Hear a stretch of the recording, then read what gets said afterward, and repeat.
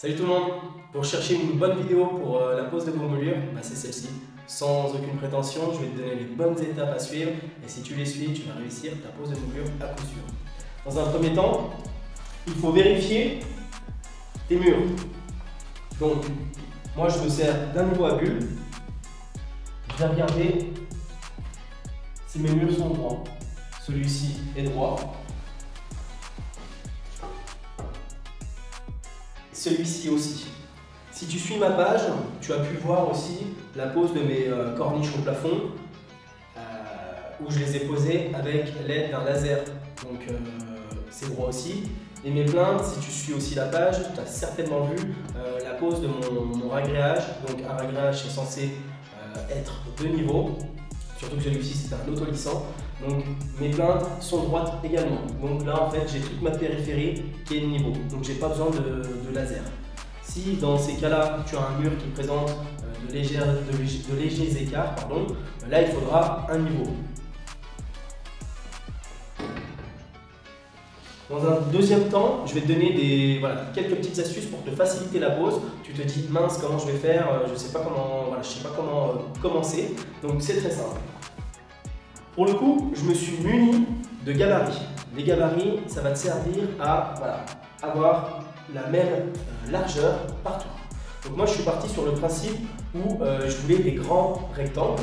Donc, pour ce faire, je me suis préparé un gabarit de 15 cm. Donc que je vais pouvoir mettre ici. Okay, je vais tracer mon trait. Sachant que mon mur il est droit, j'ai pas besoin de vérifier au niveau, au laser. Donc, je suis ma baguette. Donc, je trace un trait tout dans la longueur. Okay. Mon 15 cm, je le reporte aussi sur ma plinthe. Donc, je fais un trait aussi. Je fais ça sur le côté gauche et au plafond. Donc là, j'ai déjà ma première délimitation, ma première périphérie pour mes...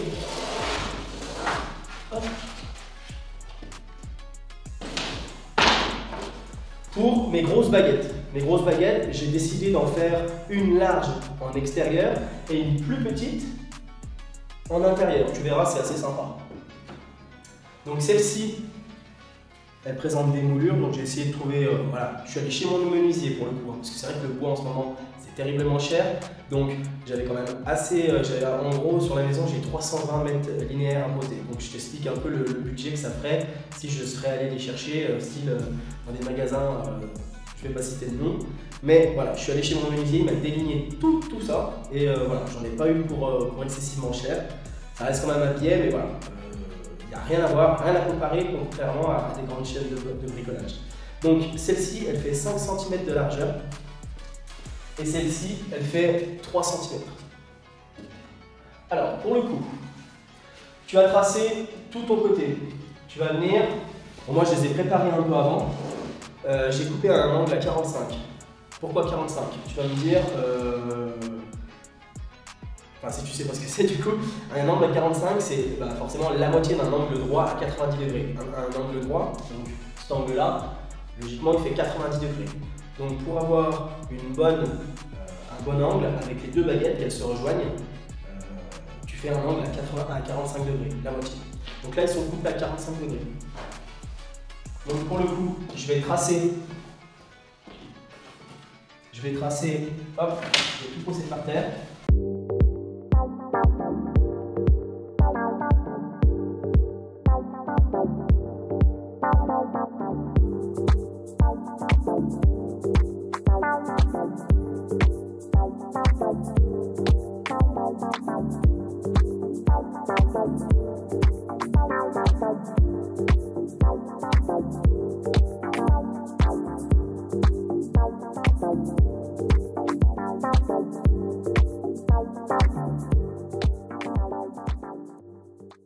Bon voilà, ma périphérie, elle est tracée, donc tu vois c'est assez simple, ça va assez vite. Maintenant, je vais prendre mes morceaux de 5 cm qui sont déjà coupés préalablement et je vais venir le positionner sur mon angle, sur ma pointe.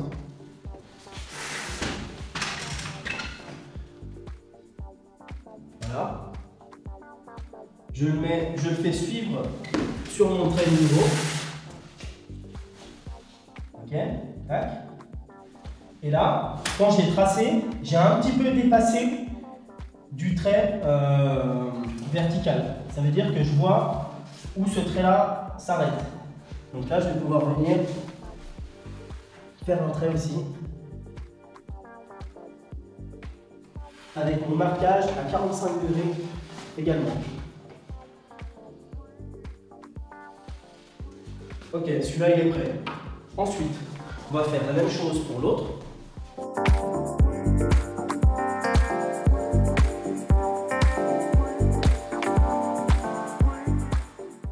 Je vais aller couper ça et je reviens.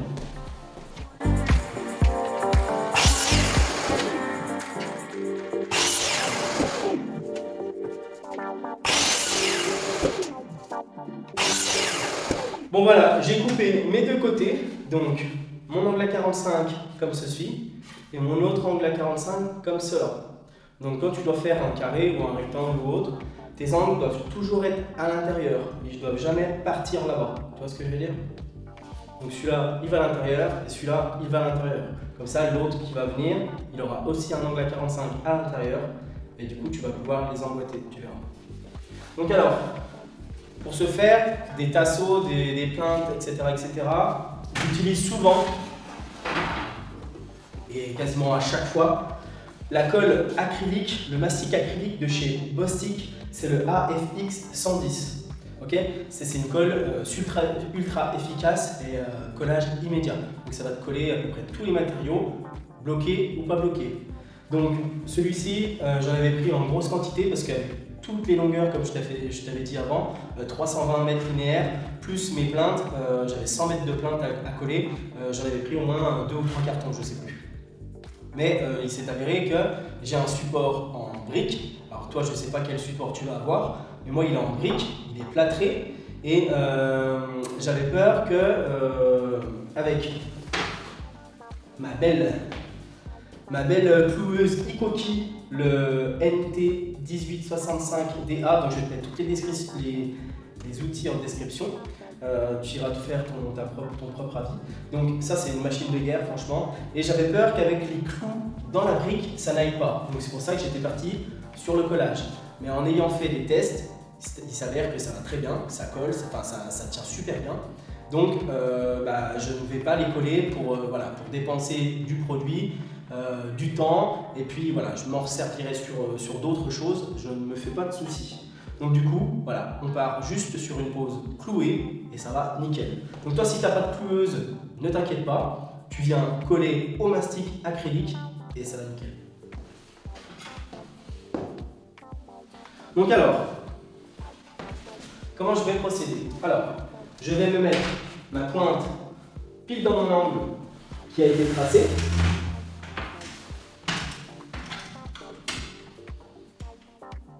Voilà.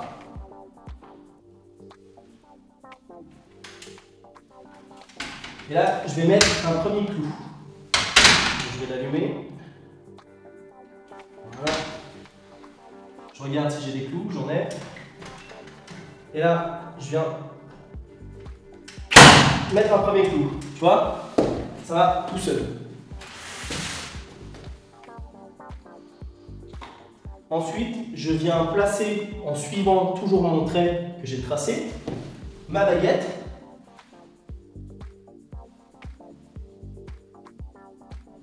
Et je remets un clou. Voilà. Ensuite, je reprends mon guide, mon gabarit. Et pour être encore plus sûr, je me remets contre ma baguette et la baguette, je viens la plaquer contre le guide.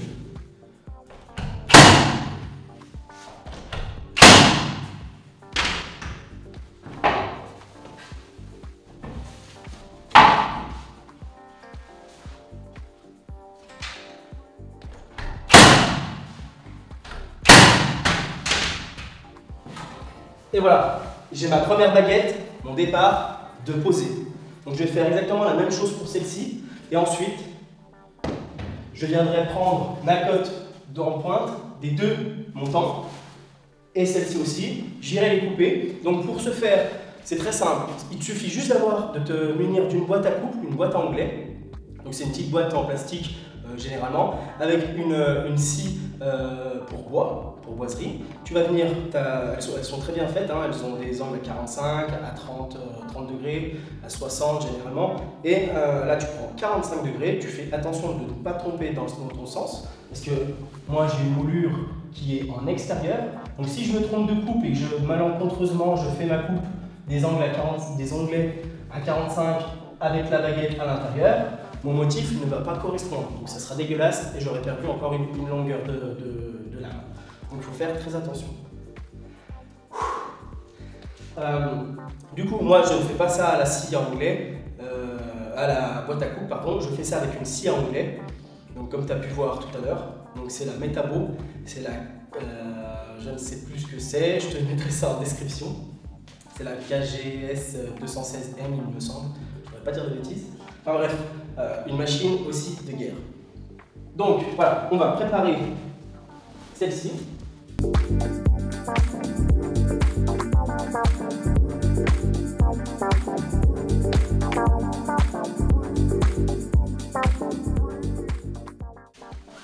Tu vois, quand c'est bien droit, quand c'est bien aligné, ton gabarit généralement, il reste en place, il reste bloqué.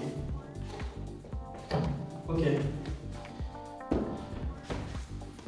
Donc là, on va faire pareil pour les longueurs du dessus.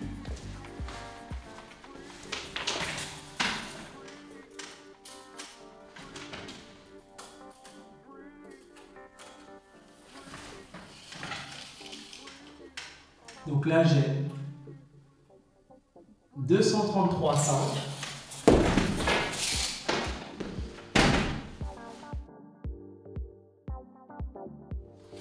233,6. Alors tu vois, c'est presque parfait. Alors,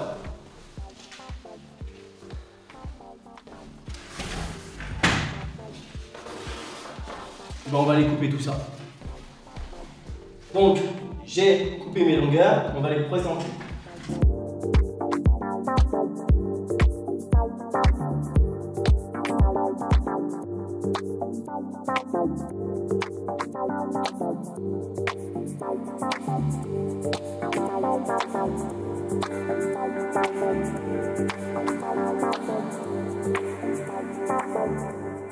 Bon voilà, ça te paraît peut-être simple, mais il faut quand même prendre son temps, respecter les astuces que je t'ai données, les conseils, et après tu verras, ça va être un jeu d'enfant. Donc on a fait notre périphérie, ok? Maintenant on va venir tracer avec un deuxième rectangle à l'intérieur. Donc pour ce faire, je me suis repréparé un autre gabarit de 12 cm 5. Pourquoi 12 cm 5? Déjà visuellement, je voulais pas le même écart ici à ici. Je le voulais un petit peu plus petit. Tu vas me dire 2 cm 5, ça se voit pas forcément, mais ça fait quand même son effet. Ensuite, pourquoi pas moins? Alors moi, c'est une question de facilité, parce que tu vois, moi elles sont brutes, j'aurais pu les peindre en amont, mais après, voilà, on peut jamais les finir. Parce que tu vois, là, moi je mets des clous, donc après il y a toujours une finition à faire. Reboucher les trous, repeindre, le masticage tout autour, mais ça je t'en parlerai après. Désolé, je suis en sueur. Alors, du coup, 12 cm 5. Voilà, je vais te parler pourquoi j'ai fait 12 cm 5. C'est très simple. Tu viens le mettre là, tu fais toujours le même procédé, un coup de trait et après c'est tracé. 12 cm 5, c'est simple, c'est quand j'ai pensé à ma peinture finale. Quand je vais venir peindre tous mes murs, j'aurai moins de mal à peindre mon intérieur qui fera 12 cm 5 plutôt que 10. Pourquoi? C'est très simple, une patte de lapin. Si tu connais, une patte de lapin, c'est un petit manchon. Les professionnels, ils appellent ça des manchons. Voilà, les bricoleurs, amateurs, et généralement même des pros, ils appellent ça des pattes de lapin. Mais le vrai terme, c'est manchon sur une monture. Je vais te montrer ça tout de suite. Voilà, ça, c'est une monture. Et ça, c'est un manchon. Donc tu peux l'appeler comme tu veux, l'essentiel c'est de peindre avec. Donc en fait, tu vois, ça, généralement, ça fait 12 cm, 12 cm. Donc si je mets moins, bah, ça va m'embêter. Ma baguette, elle va m'embêter si j'aurais 10 par exemple. à peindre correctement l'intérieur. Donc là, il faut penser à tout quand tu fais ce genre d'exercice. C'est que là, vu qu'elle fait moins que ma largeur, j'aurai pas de mal à venir peindre l'intérieur et l'autre côté. Ma monture, elle ne va pas toucher mes moulures. Capiche? Ok. Donc voilà, 12 cm 5, tu vois. Il me reste un cm, donc 0,5 de chaque côté pour être tranquille et faire du bon travail. Donc voilà. Tu sais tout.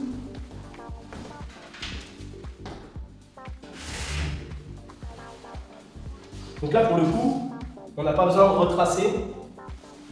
On fait juste un marquage ici.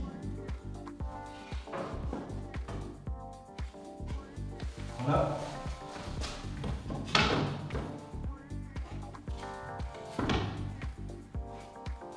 Pense toujours à dépasser ton trait et après tu viendras le gommer ou tu feras ce que tu veux.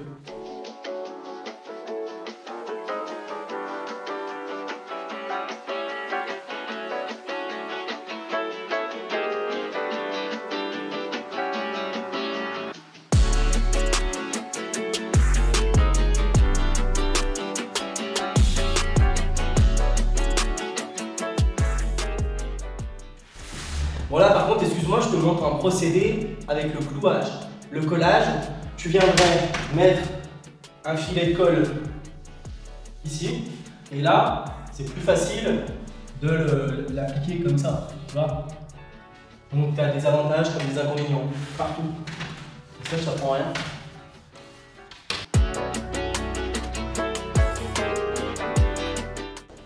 Et là tu reprends ton gabarit et tu fais exactement la même chose. Et tu vois, comme là, il y a des clous des fois qui cassent. Donc bah, tu l'enlèves et puis tu viens reboucher après, je t'explique après, avec de l'acrylique.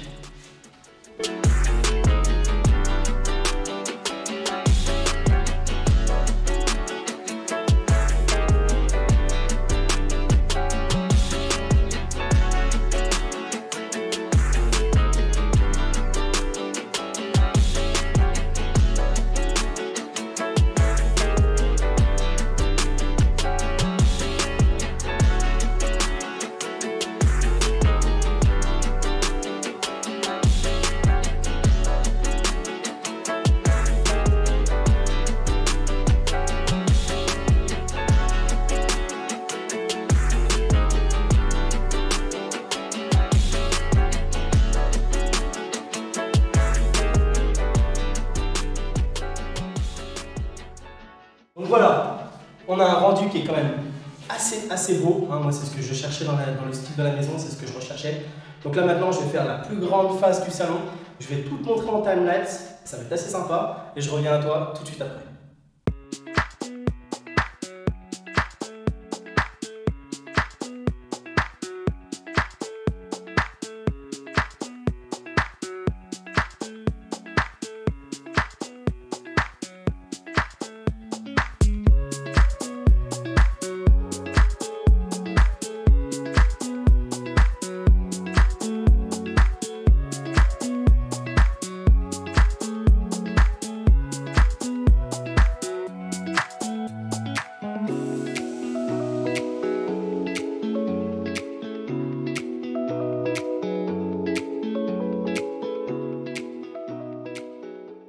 Bon et ben voilà, on a terminé ces faces-là. J'ai mis 1 heure au total approximatif. Donc le résultat, moi, me convient totalement. Je ne sais pas si toi tu aimes.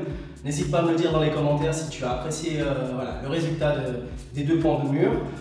Du coup, je ne t'ai pas dit dans la première partie, mais voilà, une fois que tu as coupé, que ce soit à la scie à moulée ou avec ta scie à bois, tu viens mettre un petit coup de papier de verre fin pour venir casser les fibres de bois qui auraient pu se relever. Deuxième chose, tu vois, là je me suis servi de mon laser. Donc vu que j'avais pas un grand pan et je l'ai divisé en plusieurs morceaux, je ne pouvais pas me baser, comme tout à l'heure, à soit un côté de mur, soit avec mon arête de mur. Donc là j'ai dû me servir de mon niveau laser. Donc voilà, tout simplement. Donc tu vois, je commence à faire toutes mes verticales. Ensuite, je fais mes horizontales. Donc mes verticales, je les coupe, je fais mes traits en fonction de mes gabarits. Ensuite, mes horizontales, je viens prendre mon ruban mètre. Bon, quand c'est trop long, un petit ruban comme j'ai là, ça va pas. Il faudrait un plus gros costaud. Voilà, après, tout dépend le motif que je veux faire. Il y a des milliers de combinaisons possibles. Donc, tu peux encore en remettre un troisième, un quatrième, faire des trucs super sympas. Mais bon, déjà, là, ça charge déjà bien le mur. Deuxièmement, une fois que tu as terminé ça, moi, ce que je te conseille, c'est d'imprimer tes boiseries. Donc, tu peux les imprimer très bien avant comme maintenant. Donc, moi, je prends une grosse brosse avec l'impression Manière Prime Prestige Isol de chez Seekens. Donc, ça, c'est j'allais dire le gros mot, c'est une bonne impression qui va te bloquer le talin du bois. Donc là, c'est du sapin, mais si tu travailles avec une autre essence de bois, il y a beaucoup de talin qui peut éventuellement ressortir. Tout dépend de l'impression que tu vas mettre. Donc, moi, c'est une impression acrylique. Voilà, elle va bien bloquer, puis elle a tendance à bien blanchir aussi. Une fois que tu auras imprimé tes boiseries, la fibre de bois va ressortir, donc la peinture va manger un peu le bois, le bois va bien boire ta peinture, mais le bois aura tendance à revenir en surface. Donc il faut bien égrener toutes tes boiseries avec un petit papier fin. Donc moi c'est du 220. Okay, une fois que tu as fait ça, tu épousses bien ton support. Tac. Et après, tu finis avec tous tes tours, comme ça. Là, si tu as fait aux couleurs, tu mets un coup de reboucheur. Donc tu peux très bien mettre un coup de pâte à bois, un coup d'enduit de rebouchage ou un coup d'acrylique. Donc moi, celui qui va super bien, c'est la marque Bostik, toujours comme tout à l'heure avec le AFX 110. C'est de l'acrylique S, donc ça c'est un produit que j'utilise depuis que je suis à mon compte et depuis que j'ai commencé le métier, donc il y a plus de 10 ans. Donc ça c'est des valeurs sûres, la marque Bostik, il n'y a pas de souci. Donc voilà, une fois que tu as fait tes acryliques, pense bien à bien poncer tes boiseries avant de faire tes acryliques, parce que si tu fais l'inverse, tu vas venir faire tes acryliques, après tu vas venir poncer tes boiseries et tu risques avec les angles de tes morceaux de papier de verre d'arracher ce que tu viens de faire, donc ça serait dommage. Et puis voilà, j'en ai terminé, je pense t'avoir dit l'essentiel. J'espère que grâce à cette vidéo, tu pourras te lancer dans ton projet de rénovation.